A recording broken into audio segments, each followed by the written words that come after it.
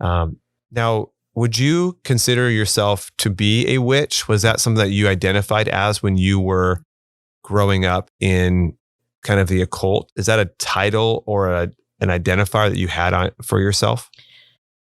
Oh, that's a good one. Because that's a word that, like, yeah. When I hear that, I'm like, oh, whoa. So it seems to be pretty trendy for girls, I would honestly say as early as 12, to adapt this witch mentality, this idea. There's like this mysticism around it that you get to see on TV. And in my era growing up with watching like The Craft, it was just very, WB. Yeah, totally. It was very I was very intrigued by it. And so I would say that there were many times throughout my life that I did consider myself a witch.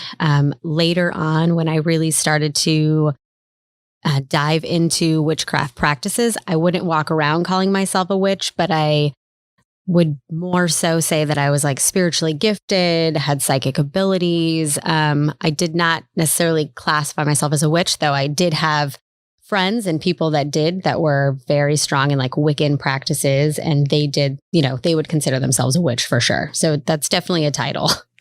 Before I met you, I would think that you would be a witch if you did Wiccan. Yeah. Like those two were tied together. Yeah, but I wouldn't consider someone a witch who didn't do that. But there are people who consider themselves a witch who don't also practice Wiccan. Is that true? Yeah. So being classified as a witch really comes from, it's more of like, it's like saying you're a Christian. So you're a witch. It's a spiritual title that you give yourself for using magical practice. So magical could be candle spells, herbs. There's a lot of like holistic healers that wouldn't maybe tell their audience that they're a witch, but in their little coven that they have created, they would classify themselves as a witch. And it's interesting. It's a broader term. Much broader term. And it is much more, it's out there way more than we would ever assume. I just did some research that found that over like the last 10 years, we've reached a point of women calling themselves witches more than we've had women that call themselves Christians, which was really, really scary for me. I can actually get you that information. Yeah, I want to read that. That was really crazy. Is that geographical in terms of like California or the world? The world. So there's a much higher rising of women considering themselves witches before they consider themselves a Christian. And there's also the same study did where they found a lot of women left the normal church, like Christianity, to go practice more spiritual things and have now adopted this more witch-like movement. What draws someone in?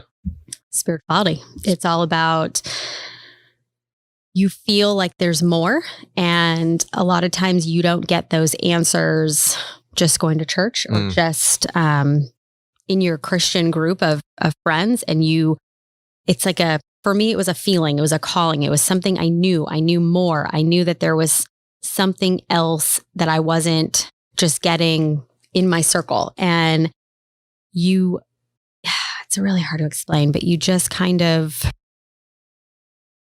feel like you can be better. Like that's kind of where it comes from. I can be better. There's something that I'm missing, which I later found out is the Holy Spirit. And so it's that spiritual connection where you don't feel alive inside. That arena allows you to feel alive because real stuff happens and it actually feels like you're making a difference. And also a lot of witches or people in witchcraft or Wiccan or whatever you want to call it, they are not doing bad things. So it is appealing because you're like, well, they're peace on earth and they love everybody and it's healing and there's different, everything is centered out of love. As most people that practice magic is all white magic. It's not going to be black magic, which is a whole other realm.